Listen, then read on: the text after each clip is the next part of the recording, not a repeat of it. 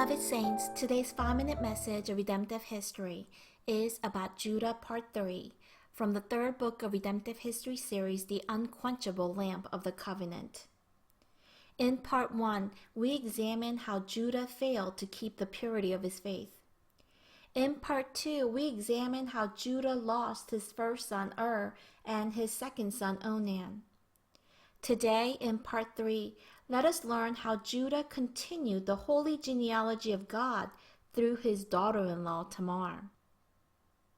After Judah lost his two sons, and Onan, he committed evil in the sight of God.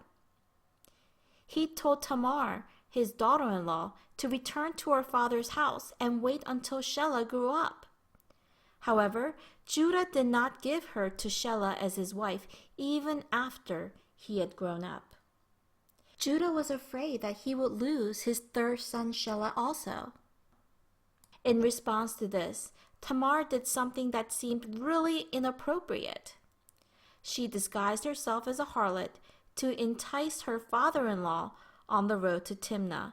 She slept with Judah and conceived twins Perez and Zerah. And this is in Genesis 38, verse 14. About 3 months later, when Judah heard that his daughter-in-law was pregnant, he wanted to burn her. Judah proved himself to be most detestable by pretending to be pure before his daughter-in-law and condemning her without hesitation, even wanting to let her be burned, though he himself had slept with the harlot.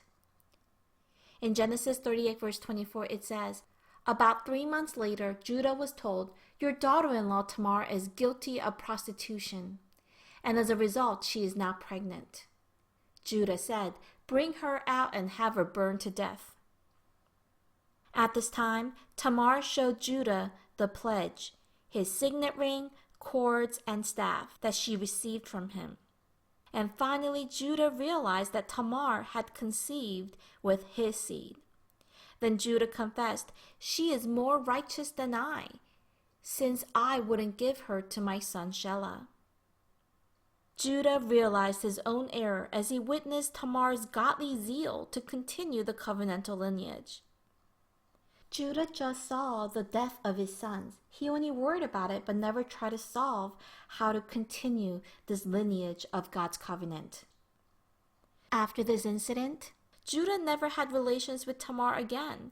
This shows that he recognized his wrongdoing and repented of it. From an ethical standpoint, Tamar's act was undoubtedly immoral.